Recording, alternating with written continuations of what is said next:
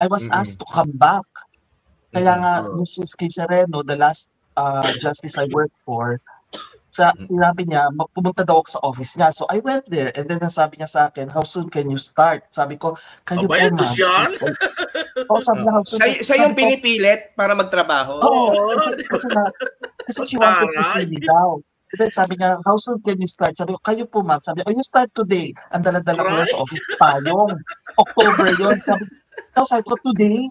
Pwede po sa Thursday. Sabi sa akin, you said anytime. I wanted to start today. So I have to call my mom. Sabi ko sa nanay ko, pinapa-work na daw ako today. Sabi niya, di ba, start ka na. Dala ko lang payong. Wala nga akong ballpen. May ballpen kami, may payong kami. Oo, ako payong. Na hindi Rolls-Royce, hindi galing sa freebie ng isang luxury car. Payong lang na binili ko sa isang department store. Yun lang, kasi maulan yun October dala-dala ko. Yun, pinabalik ako, maski nga si Justice ko na pinabalik din ako. So, yun ang story doon. So, hindi ako yung parang nag-apply. Hindi So, sorry. Ganda lang talaga ang ginamit mo. Yes, GL card. Sorry, ganda lang. Ayan, thank you so much Attorney Nick, no? Kasi nakikita na natin, no, na ito sasabihin niyan. Sabagay, wala ka naman pakialam Pero para sa audience, at least alam natin na marunong ka rin mag-flex pero hindi mo lang ginagawa. Hindi ko kailangan. Kasi when you're confident of what you're doing, you don't have to flex anything. Exactly. At saka, hindi na ko kailangan magparetoke. Magparetoke, sura ko ito. Hindi, Attorney Nick, hindi mo na kailangan ng bakery. Na mayaman ka o mapera ka. Yeah. Hindi mo kailangan ng bakery. Aray ko. Sorry. Hinay-hinay lang, may nasagasaan. Wala ko care. Basta sa katotohanan lang tayo. Wala ko care. Totoo. Kasi yung isa, bar planker na nga, panay ba rin ang flex na mga gusto niya mangyari sa court? Isipin mo yun, no? Yung lagi. Oo. Gusto nyo ba i-play natin? Okay mo, Hindi na, para tingnan natin comment ni Attorney Nick. Sige, go. Sige, go. I-play natin. Tanggalin ko muna to. Play natin. Para makita ni Attorney Nick kung ano yung tinutukoy kung pambabasag ang gagawin. Okay. Sandali lang. Nasa na ba yun? Ito ba yung galing kay Pontis? Ito yung mga pinadala ni Pontis. So meron kaming followers si Pontis. And when Pontis is based in California, in the Bay Area, I mean. And when he's driving, he's listening to, what do you call this? Chonky Lee. Ngayon, he's recording yung mga chenes nito ni Chonky Lee. And let's listen to this one where ang sama ng sinasabi niya dito kay Attorney Valera. Yeah. Ayan. Wala pong yan. Sige, go ahead. Yan na pala Are you guys ready? Yes, of course. We are as ready as you are. Ay, sandali. Yung yung volume. Yung volume. Bakit walang Ma'am Joyce ni Attorney Valera, wag na yun ang kung hindi nyo kilala, wag yan ang pansinin. Ma'am Joyce ni Attorney Valera, wag na yun ang kung hindi nyo kilala, wag yan ang pansinin. Bakit walang yung isa?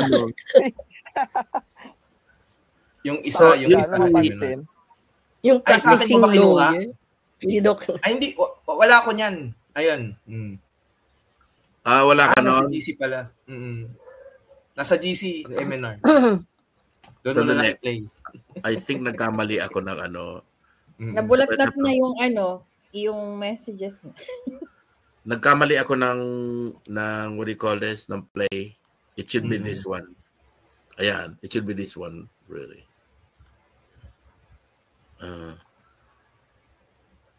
Abogado hakbang na maisog, hindi. Si Valera, diga abogado hakbang na maisog, hindi. Poser lang yan. Ilang beses na sinabihan niya ng maisog. Kaso makapal lang mukha. Poser daw. May sariling lakad, may sariling diskarte, tas gamit ng logo ng maisog. Diyos ko. Bakit? May nagmamaari ba sa Shut the fuck up, Attorney Valera. Narinig nyo? Si Valera, diga abogado hakbang ng maisog. Hindi. Poser lang yan. Ilang beses na Yabang sinabihan niya na talaga. maisog. Kaso makapal lang muka. Galing sa May sariling lakad, may sariling diskarte, tas gamit ng logo ng maisog. Hala? Diyos ko. Di ba squatter? Ba't ba ayaw nyo supportahan yung bangag? Fuck up, Attorney Valera. Ayun. Ba't kasi nagtitrip nga yung Si Valera. kilele. Malakas ang amats niya, kaya ganyan, feeling abugas siya. Kaya, Third ko siya mukhang kargado, ano? oo, Diba? lakas ng amats niya. Ayan ang napapala ng mga sobrang high na high. So, kasi, binara siya ni Attorney Valera. Ang sabi kasi ni Attorney Valera, sandali, basahin ko Attorney Nick. And this is just another opinion. And this is the problem actually with Chonky Lee. Kasi when you have an opposing opinion, that's how she reacts. She has no idea on how to accept a different opinion. So ang ginagawa niya, minumura niya mga putang ina, mga ganun, mga chenes. Puro ad hominem. Ad hominem. So basically, ang sabi ni Attorney Valera, sabi niya, open letters, signature campaigns, or public appeals addressed to the Supreme Court are not allowed while a case is pending, especially habeas corpus, because they violate the sub judice rule. Yes. Yes. She was probably expecting, parehas ng ninyo, na opinion mo, Attorney. Yeah. Okay. So, first, I don't know si Attorney Valera. Ngayon ko lang narinig yung name niya.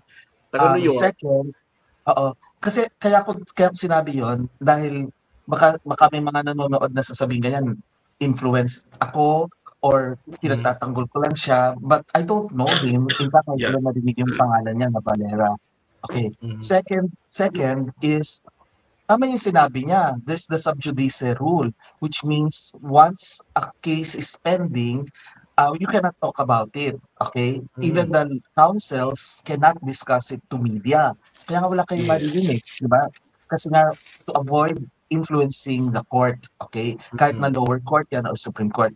Ang hindi lang tama sa sinabi ni Attorney Valera, yung sinabi niyang, the Supreme Court will not entertain daw yung mga ganyang letters while the case is pending.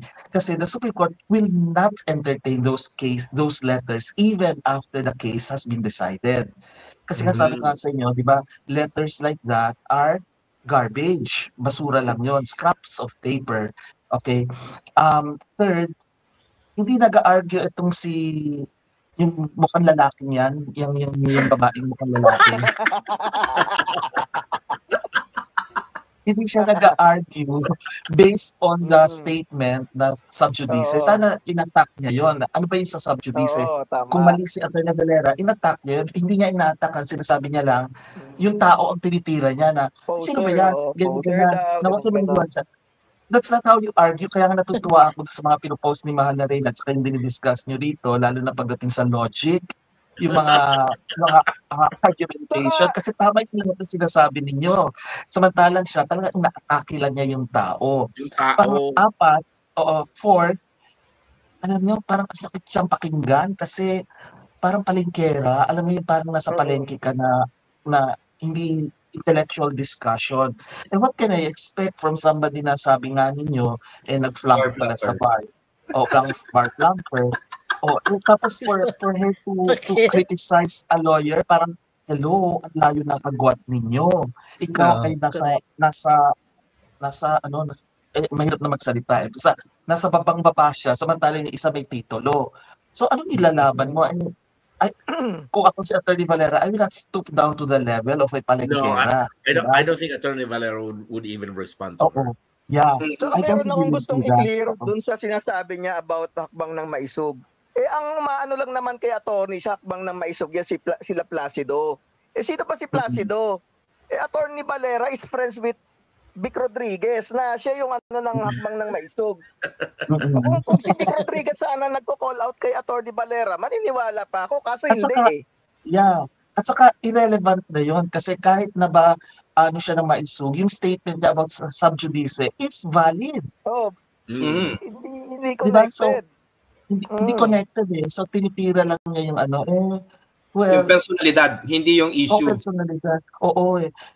Kung ako naman si Valera, sabi ko, magkuskus ka muna ng balat. Ang hilig nilang magdalkal ng mga ng mga pwedeng ipang bato sa'yo. Oo. Tuwan-tuwa na ako yung attorney ni. Sabi, hindi halata. Maghilamos. Ayan, baka sakaling maliwanagan ng kanyang kaisipan. Hindi, malakas ang loob niya na banatan si attorney kasi si attorney nasa US. So, kumbaga, yung risk na kakasuhan siya, malabo siguro, iniisip niya ganon. Kaya sana... At saka, sige. Paano kung ikaw ang i-libel niya, attorney, anong gagawin mo? Manda siya. Diba? Sige. Oo. Ayan Hindi, isa pa, malakas ang loob niya kasi walang mawawala sa kanya. You know, kami kasi, lawyers, we cannot just criticize fellow lawyers. Kaya nga ako, I respect yung sinabi ni Attorney Trixie, kaibigan ko yan. I respect what she said. Kaya lang, baka may kulang. Kaya nga sabi ko nga, sabi niya, the Supreme Court can. I doubt that. Kasi dumaan na doon ako nag-work eh. Pagka may mga nagsusulat ng mga letters sa ganyan, wala, binabasa lang, tapos na, wala na, hindi na pinapansin. So, I doubt. So, baka na-miss out niya yung sinasabi ko nga intervention. So, baka merong motion for intervention, kaya in-entertain na Supreme Court. Pero kung walang intervention, at sa intervention, the person, lawyer, should be signing the name. Oo, wala man lang name, nilagay lang the Filipino people. Sa anong karapatan mo to represent the Filipino people? Which sector of the Filipino people are you representing, di ba? Kaya, so, sabi ko, are you representing me? Because I did not authorize it. We never asked. And you never asked. At saka to represent, meron tinatawag tayo sila submit sa Supreme Court and even lower courts na verification and certification of non-forum shopping. So, nasaan yung verification na ikaw talaga yung tao? So, walang ganon, di ba? So may mga kulang na information. So ako, I cannot say, I cannot criticize as brazenly and as bitchy as itong itong babaeng mukhang lalaki. Kasi siya, walang mawawala sa kanya. Walang kasi nagtitulo. Diba? Samantalang kami, I cannot just criticize any lawyer. May respect lagi dahil we are bound by the code of professional responsibility and accountability. By the way, hindi siya bound. Counterpart sa accountancy, yung Code of Professional Ethics, di ba? CPE natin. Pero siya, wala siyang oath. Wala naman siya, hindi naman siya lawyer, wala siyang sinumpaang yung ethics. Wala siyang, kaya nga she is free to be unethical. She is free. She's free to be unethical. Sabi na professionals, we cannot. She's not a professional at all. She's just singaw, somewhere. Yun lang. Grabe, walang ligo, singaw. Ano ba kayo? May tanong pa ako kay Attorney Nick. May isang question ako. Sandali lang. Sige, go by ahead. The way, Attorney Nick, before I even went live, nagpaalam muna ako kay Attorney Trixie kung pwede ako mag-comment doon sa live niya. Nagpaalam muna ako. Okay naman sa kanya. She's open-minded naman. Kaya sabi ko, friends ko yan, hindi naman kami magkaaway. We were together in the same program pa nga, di ba? Tambayan sa radio. We were together. Friends ko si Trixie, wala akong masamang alis sa kanya. Natawa ko sinabi niya ni Trixie, no? Sabi niya kanina, if you are worried about the signature campaign, I advise you strongly not to sign. See? Okay. Good. Tama. So, hindi rin niya maibigay yung full niya eh. Hindi rin niya ma-vouch ng full yung activity na yan. Then why are you, and then bakit niya pinupush o bakit niya ine-endorse? Kasi ni-repost niya yung mga yung mga videos nila. Kasi may kumu-question na eh. Baka ngayon niya lang na-realize Yeah. May question na kasing tao madaming nagme-message doon sa live niya. Baka ngayon niya lang na-realize na hindi lahat ng Pilipino passive, na basta sinabing pumirma. Ang daming umalma. At isa na tayo doon na napagbubuking itong mga number at address na nasa likod nitong liham na ito. Yeah. Oo. May tanong ako kay Attorney Nick, pasingit ako ng isa, no. Sure. Sa iyong professional opinion as a lawyer, dinitin ko talaga professional practicing lawyer dito sa Pilipinas. Your opinion, no? Itong mga ano yung pwedeng posibilidad na pwedeng mangyari sa mga pirma na to, sa mga ID number na hinihingi nila, no? Since this is in layman term exercise in futile. Nagsasayang lang tayo ng oras dito sa ginagawa nila. Yes. Alam mo, maraming pwedeng paggamitan Pwede kasing gamitin siya for halimbawa yung tinatawag natin sa charter change, yung changing the constitution, yung tinatawag na people's initiative, without you realizing na i-attach yun. Kasi alam nyo, ang dali-dali magagawa lang ng letter, tapos i-attach lang yung mga pirma-pirma na ganyan. So ang dali, hindi mo maalam na ginamit na pala. So it can be used for so many surreptitious agenda. Pwedeng paggamitin yan. Kaya dangerous kasi you're giving private personal information na you're not even sure kung saan gagamitin yan. At saka, pati ikaw, malalaman lahat ng whereabouts mo or lahat ng mahirap. So don't give information because you don't know kung saan gagamitin yan. And it can be used surreptitiously for some hidden agenda. Okay? So, I have a question with Attorney Nick. So yan yung sinasabi mo na yan, it connects with this information kasi they sent a message to all of the OFW and Filipino people na ang address is ganito and yung number is 097 something. So upon checking it, nakita namin ang pangalan niya is J. Gavan. Okay? And then J-Bill ba? Jovil Gaban. So, ang daming netizen nang nag-search din naman sa kanya. And then, only to found out that this evening, nagpalit na siya ng pangalan. Ginamit niya yung pangalan ko. At ang sinabi niya is, "What's up, Yumi the Stalker?" So, iyan ba yung mapagkatiwalaan na isesend lahat ng information dito sa taong ito? Ano po masasabi ko? Pwedeng gamitin nila yan para manira ng mga ibang tao. Kasi to pretend na ito ay activity ng legitimate na organization, tapos kunwari yun ang nag-start, pero hindi naman pala. Gagamitin sa paninira, pwede rin yun. Hindi lang sa pag-change ng constitution, sa paninira, pwede nilang gamitin yan. So maraming pwedeng paggamitan, kaya delikado, na hindi mo alam, hindi mo namamalayan, ginagamit na pala ang iyong pangalan, isinasama ka na sa isang aktibidad na wala ka namang kamalay-malay. Exactly. So, at mahirap pa nito kung sasamahan pa ng pera yung manghihingi. Solicitation. Oo, ng pera. Tapos, dahil daw sa ganito, sa ganyan na dahilan, delikado yon. Kasi yung information, lalo kung yung iba na nagpapadala, yung mga account numbers nila, malalaman. Diba, Nelson, may nanghihingi nga daw dahil wala na raw pera ang mga Duterte?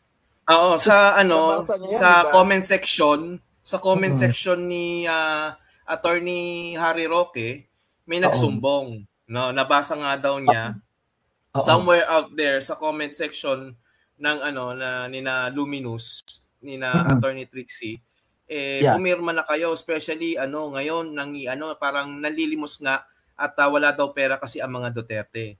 Kasi itong signature campaign na to, pwede ko ba sabihin na this open a can of worm na ang possibility is endless.